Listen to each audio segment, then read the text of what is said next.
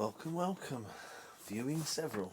Right, we're back here with the loop line on my desk, and I'm going to pack it away. I was about to pack it away, but I thought while it's out, because I've got other things I want to do on this desk, but while it's out, I thought, well, I might as well do one more quick episode of running. So I thought I'd show, because I've done a couple of DMUs recently, I thought I'd show a more recent Hornby DMU, which is my Class 110 in BR blue with yellow ends. So it's the R267. I can't remember. This is I think this is sort of something like 90s, probably vintage.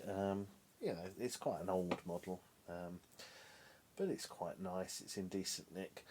So I have actually got a Bachmann 105 Cravens, which is DCC, which will run on here because I can just plug the DCC into it.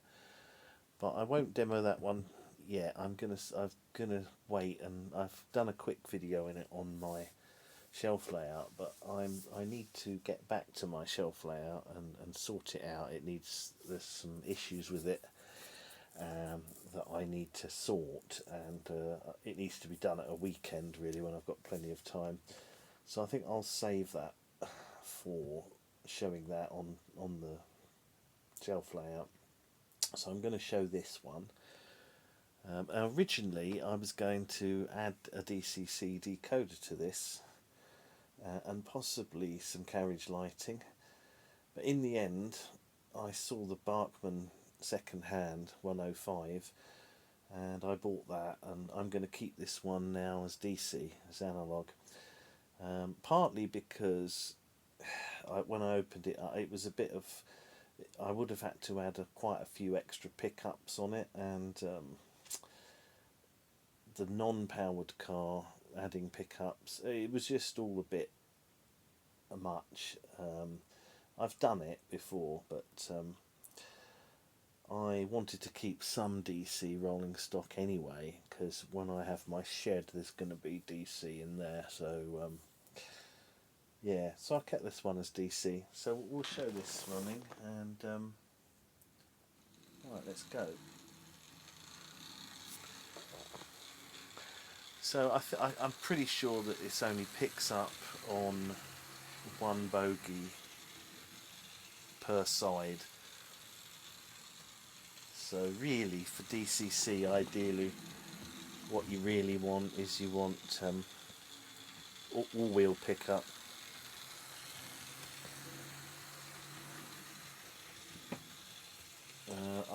I did have some.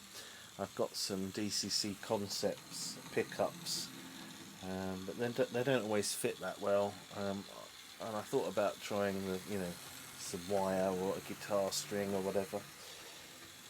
But the other problem is when some of the wheels, even if they're not drive wheels, they've got the cogs on them, and it makes it more difficult to add the pickup from the inside anyway. So in the past what I've done is I've actually changed those for ones without the cogs on, and then you can kind of add the pickups, but even so it's a fair bit of effort, and I didn't fancy doing it in the end, and I thought, well, it's nice to have some DC stuff anyway. So let's speed her up.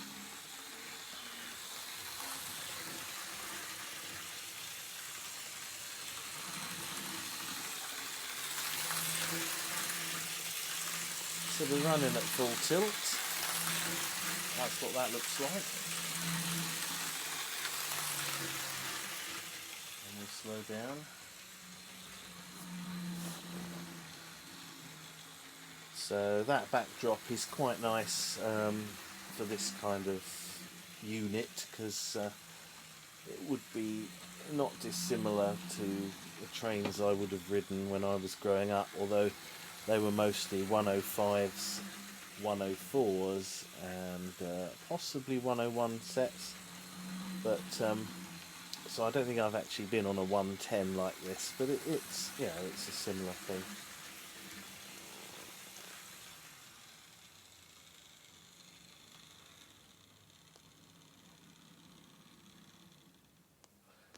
Right, let's go the other way.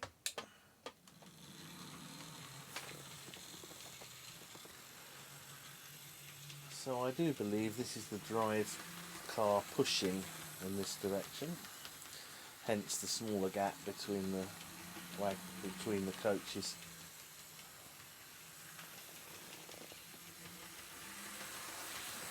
Yeah, it's quite a nice smooth run of this. I can't remember how much I paid for it.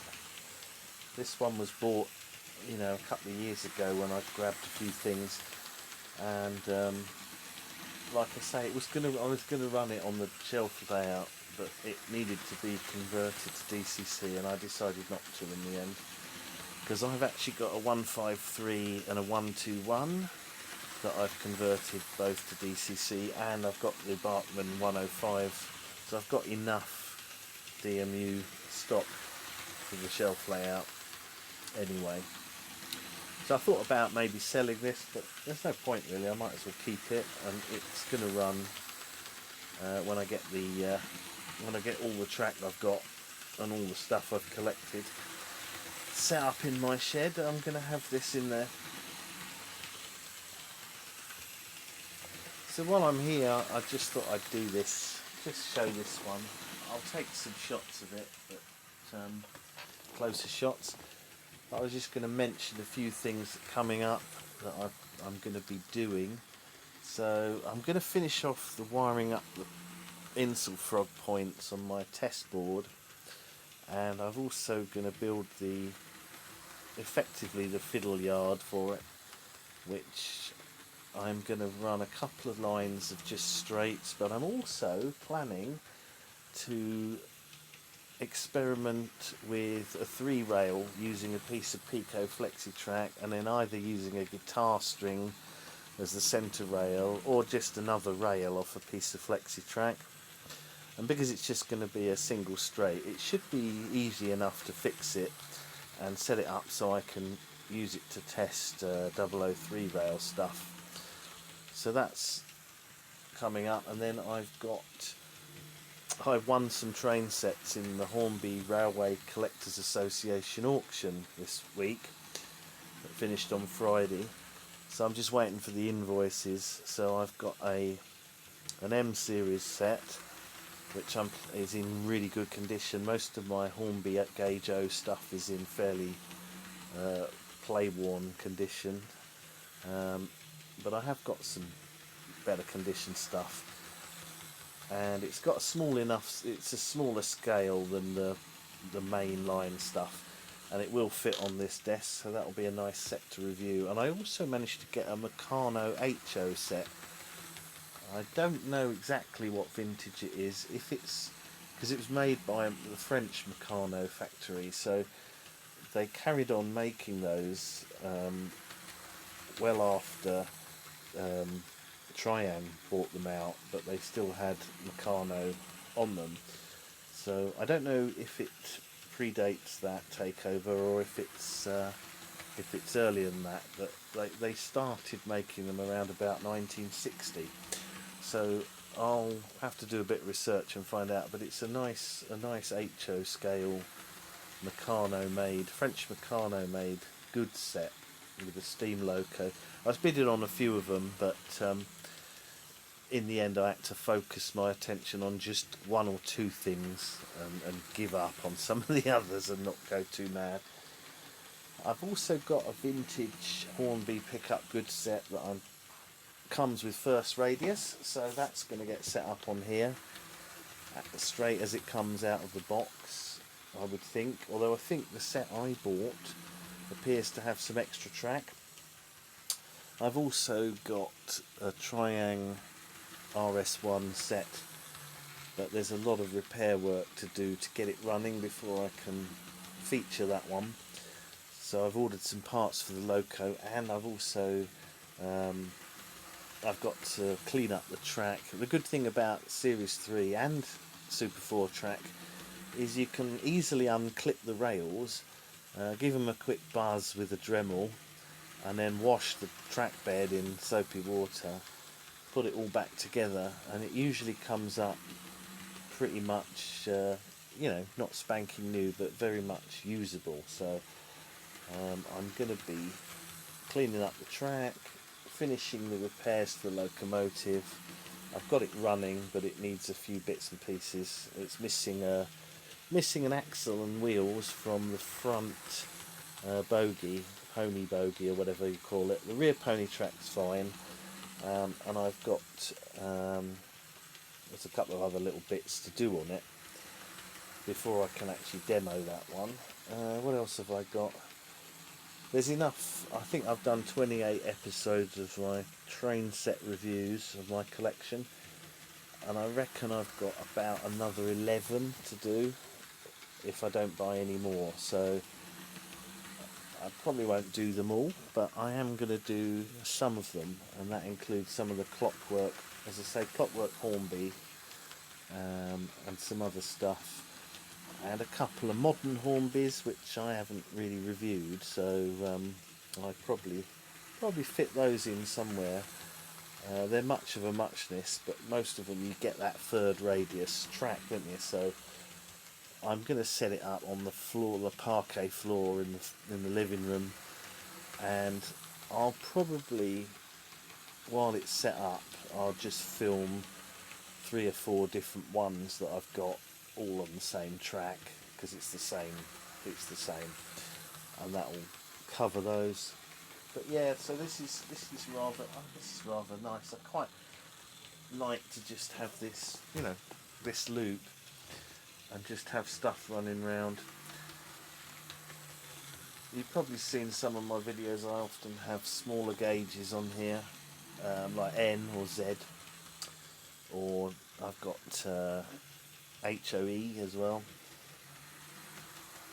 But the thing with the Z, I find the Z gauge and some of the N gauge, it is great, but it's I don't know, it's just quite small, isn't it? And I don't get the same fun of watching it go round as I do a bigger thing, and I think the bigger gauges just have more presence.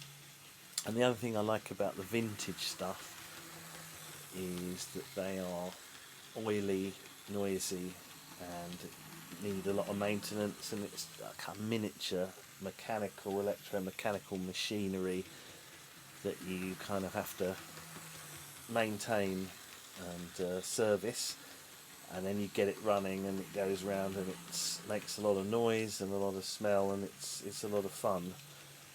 And with the modern stuff, particularly the smaller gauges, it all works, but it doesn't really weigh anything and it goes round perfectly, but it's missing some of the visceral things like the smell and the noise and the smell of oil, and the electric motor burning smell and all of that kind of thing that you get on the older stuff. And particularly with the 00, the clackety clickety clack of the tin plate track is also rather good. But this is all right. This is for me, this is relatively modern. This is modern track, and this is, I guess this is probably a 90s DMU set that came out sometime in the late 80s, but I don't think the blue one came out until a bit later. But there we go. So I'm going to film a few close-ups, and it's just really, this series is just about relaxed running, so I'll film some close-ups as I normally do now, and then we'll call it a day.